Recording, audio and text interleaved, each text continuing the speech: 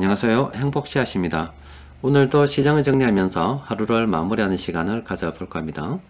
오늘은 미국에서 날아온 경기 부양 소식으로 인해서 그 기대감으로 인해 가지고 시장이 조금 상승했었던 그런 날입니다. 관련해서 조금만 정리를 해드리면은 현재 우리나라 뿐만이 아니라 전 세계 각국은 이 코로나 바이러스가 다시 재확산됨에 따라서 경기 침체에 대한 우려가 점점 커지고 있는 그런 상황입니다. 경기 침체가 커진단 말은 다른 말로 하게 되면 파산 우려가 증가하고 있단 말이 되겠죠. 또 파산이 계속 늘어난다는 것은 돈이 허공으로 사라진다는 뜻이 되지 않겠습니까? 그런데 이 코로나 바이러스로 인해서 돈이 사라지는 것을 뻔히 봐가면서도 특별하게 대책을 마련하기 어렵기 때문에 이런 경우에는 사라지는 돈을 누군가 채워줄 수밖에 없겠죠. 그렇게 채워줄 수 있는 것은 정부 아니면 중앙은행이거든요. 그런데 은행은 지난번에 파월 연준 의장이 딱 선을 딱 그어버렸습니다. 나는 최선을 현재 다하고 있기 때문에 미국 정부에서 나서서 한번 해봐라 이렇게 선을 쫙 그어버렸어요. 그러다 보니까 또 특히 미국 같은 경우는 공화당하고 민주당하고 의회에서 계속 싸움을 하고 있었습니다.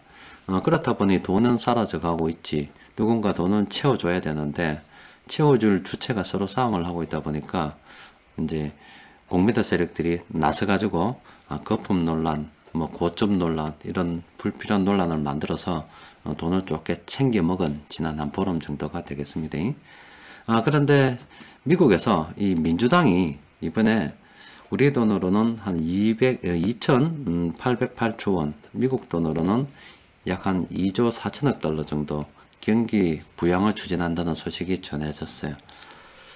이제 사라지는 돈을 정부에서 이제 채워줄 수 있겠구나 하는 기대감이 생긴 거죠. 그렇다 보니까 시장은 다시 돈이 늘어날 거니까 돈의 가치가 떨어질 거니까 이제 다시 위험자산으로 한번 들어가 볼까 이런 이제 투자 심리가 생겼다고 볼 수가 있겠습니다. 자, 당분간은 이런 경기 부양에 대한 기대감으로 인해서 이 시장이 상승할 가능성이 크다고 볼 수가 있겠어요. 그런데 우리 시장 같은 경우는 안타깝게도 그와 관련해서 큰 혜택을 수혜를 보지 못할 것 같습니다. 여러분들께서도 잘 아시는 바와 같이 우리는 거래가 오늘로서 끝나붙어요. 이번 주 거래 없습니다. 내일부터 추석 연휴가 되는 거고 다음 주 같은 경우는 조금 나을 수도 있겠습니다. 한 4일 정도는 거래를 하니까는요. 그렇지만은 또 금요일부터 시작해서 또 3일간이 쉬니까 본격적으로는 한 10일 이후부터 다시 뭔가 일어나야 되는데 그때쯤이면은 이 기대감이 다 사라지지 않을까 하는 이런 생각들도 있어요. 그래서 일단은 오늘은 관망하는 걸로 오전 시황도 정리를 해드렸는데 여튼 시장 분위기는 그렇다 이렇게 이해를 하시는 게 좋겠습니다. 자, 우리 시장에서 오늘 돈 흐름을 보면은 상당히 괜찮았습니다. 금융투자 쪽에서 이렇게 많이 들어왔고 금융투자 쪽에서 이렇게 많이 들어왔다는 것은 어제와 마찬가지로 별게 없습니다. 그냥 외국인 투자자들이 이 현물과 선물이 있는데 선물을 샀다는 거예요. 그럼 이게 지극히 정상적인 거죠. 시간의 흐름에 따라서 돈의 가치는 하락하기 때문에 시장은 상승할 것이다. 이게 지극히 정상적인 거 아닙니까? 그러면은 당연히 현재 현물 가격은 선물에 비해서 저평가되어 가지고 있기 때문에 매수는 당연히 이런 식으로 들어와야 되겠죠. 그 돈이 요겁니다. 금융투자 쪽에서는 이제 외국인 투자자들이 선물을 사니까 이렇게 들어왔다 이렇게 보면 되는 거예요. 이거는 좀 기계적인 움직임입니다. 그런데 그 외에 보면은 연기금 같은 경우에 현재 이것도 프로그램 매매도 섞여 있고 연기금 매매도 섞여 가지고 있는데 매도가 들어오고 있습니다만은 일단 기관들이 오늘 수급도 상당히 괜찮았고 전반적으로 괜찮았다라고 볼 수 있어요. 업종도 이런 업종들이 있었습니다. 자, 오늘로서 끝났기 때문에 특별히 사는 것은 살만한 것은 없는데 그래도 오늘 세력들이 매수를 했기 때문에 어떤 종목을 매수했는지 한번 살펴보니까 오늘 세력들은 한 요렇게 10종목 정도 공통적으로 매수를 했더라고요. 그거 한번 살펴나 보고 연휴 보내도록 합시다. 자, 세력들이 매수한 종목들 중에서 일단은 두 종목은 안 볼 겁니다. 어떤 걸 안 볼 거냐면은 보험 있죠, 보험. 보험은 지금 안 볼 거예요. 치울 겁니다. 날릴 겁니다. 그리고 요 또 하나생명도 일단 보험은 날릴 거예요. 금융업하고 보험은 제가 최근에 자주 날리고 있는데, 이렇게 날리는 이유는 경기 침체 우려가 실제 진행이 되고 있고, 우리 주식시장 같은 경우는 실물 경기하고 따라 논다 아닙니까? 그런데 여튼 이 파산의 위험이 증가한다는 것은 이 보험 쪽으로 가면은 뭐 보험에서도 대출해 줬기 때문에, 아니면은 또 다른 데 파산하면은 보험에서 내가 보험해 줄게, 내가 좀 보장해 줄게, 이런 게 있거든요. 그러면은 금융권은 일단 파산의 위험에 직접적으로 노출되어 있다고 보기 때문에 저는 일단 금융권은 추천해 드리지 않는 겁니다. 자, 그래서 일단 그거 빼고 몇 개 살펴보면은, 뭐 한국전력 같은 경우는 뭐 장기적으로 보면은 망하기 어려운 기업이다, 그렇게 볼 수가 있겠죠. 그래서 한국전력은 언제든지 지금으로 봐서는 장기적인 관점에서 긍정적으로 검토를 해 볼 만합니다. 지금 2만원 근처에 있는데, 뭐 예전에도 말씀드렸다시피 1990년대 그러니까 2000년대 이전까지 우리 한국 최고의 기업은 1등 기업은 바로 한국전력이었습니다. 자, 그런 기업이 지금은 탈원전으로 인해서 이렇게 많이 죽어붙어요. 그래도 우리가 살아있는 동안에 전기를 안 쓸 이유는 없다 아닙니까? 그리고 결국에는 이 한국전력도 한국전력이 전기를 생산하기 위해서 원재료를 갖다가 수입해서 가지고 오는 실정이라서 그거를 연동해서 전기요금에 반영시키자는 의견들이 자꾸 있기 때문에 결과적으로 한국전력도 지금은 손해를 봐서 정부 지원도 받고 여러가지 뭐 좀 도움이 필요하지만은 결과적으로 그거는 다 국민들에게 전가시켜서 이익나는 기업으로 되지 않을까, 저는 그렇게 생각하고 있습니다. 따라서 장기적인 관점에서는 얼마든지 긍정적으로 봐도 되지 않을까 싶어요. 또 한국가스공사도 현재 괜찮죠. 예전에 거의 65,000원까지 갔었는데 지금은 25,000원입니다. 예전에 비해서 많이 하락한 상태입니다. 자, 이것도 최근에 세력들이 보면은 수급이 상당히 괜찮죠. 많이 들어오고 있다 아닙니까? 이런 기업들은 충분히 장기적인 관점에서 긍정적으로 검토를 해볼 필요가 있는 그런 기업이라 보입니다. 그리고 휠라코리아 같은 경우도 이것도 수급도 상당히 괜찮잖아요. 상당히 괜찮죠. 그 외국인 투자자들도 상당히 많이 들고 있는 그런 거고, 또 외국인 투자자들이 예전에 비해서 물량을 조금 요때 비해서 좀 줄이긴 했습니다만은 이 기업은 상당히 괜찮은 기업이기 때문에 이것도 긍정적으로 검토를 해볼 만합니다. 장기적 관점에서 제가 말씀드리는 거예요. 신세계는 어제도 말씀드렸다시피 얼마든지 장기적인 관점에서 검토를 해볼 만한 그런 종목이죠. 최근에 또 어제부터 시작해서 세력들이 사고 있다 아닙니까? 그리고 일양약품 같은 경우는 오늘 세력들이 매수하는 종목으로 뭐 들어오긴 왔습니다만은 아직 재료는 살아 있습니다.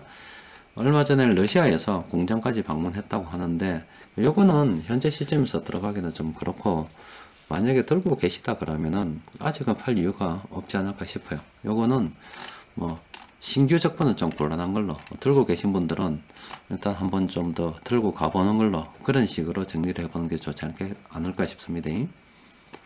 그리고 현대백화점도 마찬가지로 호텔신라, 신세계처럼 이것도 장기적 관점에서 들어가 봐야 되겠죠. 근데 지금 보면은 이 세력들의 매매가 지극히 정상적이라는 매매이다, 이렇게 볼 수가 있죠.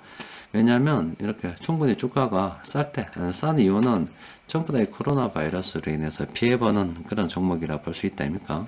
이런 것들은 싸다고 볼 수가 있죠. 이런 것들은 긍정적으로 검토를 해볼 만합니다. 그리고 아프리카 TV는 어중쩡하죠. 어중쩡하기 때문에 좀 그렇습니다. 그리고 이거는 지주회사인데 요거는 조금 성격이 달리하죠. 앞서 보여드린 거하고 성격이 좀 달리하죠. 이건 그 지주회사 밑에 있는 저기 한 35개 정도 계열사가 되네요. 그 계열사들의 실적이 다시 올라와야 되기 때문에 올라가는 건데, 여튼 우리가 지주사 매매를 한다 그러면은 현재 이 코로나 바이러스로 인해서 전반적으로 기업 실적이 좋지 않다고 보고, 앞으로 만약에 코로나 바이러스가 어느 정도 정리가 되고 사람들이 본격적으로 움직이면 기업 실적 역시 나아질 것이라 본다면은 지주사도 현재 충분히 검토해 볼 만한데, 뭐 개인적으로는 지주사는 별로 권하지는 않습니다. 그냥 개별 종목 봐도 좋은 종목 세 필 있는데 굳이 그것을 또 합산해서 하는, 합산의 합산이잖아. 개인 종목들이 실적을 다 모아가지고 또 각각의 모아진 것을 다시 합산해서 지주사 실적으로 올라가는 거라서, 지주사 같은 경우는 좋기는 좋아요. 좋기는 좋은데 그렇게 뭐 권하기는 좀 저는 당기진 않습니다. 자, 오늘 이렇게 올린 종목들 보면은 괜찮은 종목들이 상당히 많습니다. 장기적인 관점에서 다 봐야 되는 그런 종목들이고, 뭐 지금이야 뭐 상당히 어려운 상황이 계속 진행되고 있죠. 또 그리고 지금 수급적으로 봐서도 12월 달에 지금 대주주 관련 기준이 일단은 기획재정부에서는 아직도 확고한 입장을 보이고 있다고 그래요. 12월 달에 이렇게 기준을 해서 주식을 이제 뭐 사돈 8천 하여튼 뭐 직계 좀비속 뭐 희한하게 계산 방법도 희한하던데 3억이 한 종목에 3억 이상 보유하게 되면은 대주주다 이렇게 해서 세금을 더 걷는데, 다른 쪽에서는 국민들이 청와대에 청원 돌리고 또 이래 어떤 당에서는 이건 좀 너무하지 않느냐, 2023년 되면 일단 양도세 부과하기로 했는데 올해 개인들이 주식시장에 많이 샀는데 이 양도세 매겨가지고 또 개인들이 팔아버리게 되면은 가만히 놔놔도 2023년 되면 돈 받을 낀데 좀 놔놓는 게 안 좋겠나. 그러고 올해 이미 많이 받아 묻잖아. 왜 많이 받아 묻냐면은 이 개인들이 하도 많이 들어와가지고 주식 거래세를 0.05% 깎아줬음에도 불구하고 지금 거래세가 얼마나 받아 먹었냐. 그러니까 돈을 충분히 많이 받아 먹기 때문에 이래도 안 되겠나 이렇게 하는 의견들이 있습니다. 그런데 그게 어떻게 정리될는지는 모르겠습니다. 이런 위험 요인은 아직 우리가 끝난 게 아니라서 좀 더 기다려 봐야 되겠고, 여튼 우리 앞에 하나 확실한 위험 요인은 지금 코로나 바이러스가 올겨울을 지나서 이렇게 계속 창굴이 될 것이라는 요점은, 또 그리고 기약이 없다는 요점은 확실한 거죠. 그런데 이와 관련해서 경기 침체 우려에 대한 부분이 당연히 나올 수밖에 없는데, 돈이 사라져가고 파산에 대한 위험도 나올 수밖에 없는데, 관련해서 금융권은 직접적인 타격의 위험이 있기 때문에 보험이든 뭐 별로 권하지 않는 거고, 이렇게 돈이 사라지게 되면 결과적으로 이 사라지는 돈을 누군가 채워줘야 되겠잖아요. 그런데 그동안 뭐 정부에서, 미국 정부에서 안 채워줬는데 이번에 채워주려고 하다 보니까 좀 어떤 기대감이 생긴 거예요. 앞으로도 뭐 지금 미국에서 그렇지만 우리나라도 채우고 있긴 하죠. 근데 코로나 바이러스가 계속 창굴이 되고 경기 침체에 대한 우려가 진행되는 동안에는 누군가 외부에서 사라지는 돈을 수일할 수밖에 없습니다. 그게 중앙은행하고 이 정부가 될 수밖에 없어서 시장이 조금 어려울 때마다 정부나 중앙은행의 어떤 돈 푸는 정책에 기댈 수밖에 없는 그런 상황이라 보입니다. 또 그리고 그런 상황이 계속 이 코로나 바이러스가 계속 이렇게 진행되고 정부나 중앙은행이 사라지는 돈을 채우는 요 기간 동안에는 실물 경기하고 이 주식시장하고 이 괴리는 점점 커지는 것이 당연하다고 바라볼 수밖에 없습니다. 여튼 요즘 같은 시기에는 이 주식 투자를 하지 않거나 뭐 단순하게 월급에 의지하는 사람들은 뭐 굉장히 힘들 수밖에 없어요. 아무래도 이번 그 연휴 기간이 좀 길면은 또 이 친지들, 가족들, 또 친척들, 뭐 친구들 많이 만날 거 아닙니까? 주식 이야기가 당연히 나올 겁니다. 제가 사람들에게 그렇게 부추기는 건 아니고 그냥 원리 그대로만 말씀드린다면은, 일단 전제는 주식 투자를 장난삼아 하지 마라.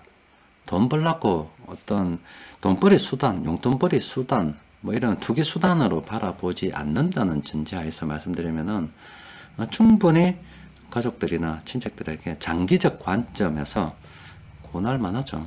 주식 투자를 권할만 합니다. 왜냐하면 돈의 가치가 점점 떨어지고, 그래서 사람들은 묻겠죠. 실물 경기하고 괴리가 이렇게 큰데 괜찮겠냐고. 그러니까 당연히 망하지 않을 만한 기업들 분산해서 투자를 해야 되겠죠. 그러면은 망하지 않는 기업을 고르기 어렵다 그러면은 오늘 넣은 종목들 중에서 한국전력 저런 기업들은 진짜로 좋은 기업이다 아닙니까? 그래서 이번 요 연휴 기간 동안에 아시는 분들과 지인분들과 친척분들과 만나서 주식 투자할 할 기회가 있다라고 한다면 뭐 저는 권하는 것도 그거는 뭐 나쁜 일이 아니지 않겠는가. 근데 조건은 투자에 대한 기본기가 좀 돼야 된다. 근데 아무리 이렇게 돈 버는 방법을 가르쳐줘도 자기 그릇이 얼마 안 되면은 종지처럼 작으면 못 벌어먹을 겁니다. 돈 버는 방법은 딱 정해져 있는데 지금 주식 투자에서 묻어버리면 오래 가서 돈 버는 거 다 압니다. 오늘 놓은 종목 중에서 하나만 딱 찍어서 그냥 들고 있어도 돈 번다는 거 다 아는데 아마 못 볼 거예요. 그래도 고난하게 안 좋겠나 싶습니다. 자, 오늘은 이것으로 끝내고 연휴 잘 보내시고 굉장히 깁니다. 아마 저는 10월 5일 정도 돼서 볼 수 있을 것 같아요. 자, 행복한 연휴 보내세요. 이상입니다.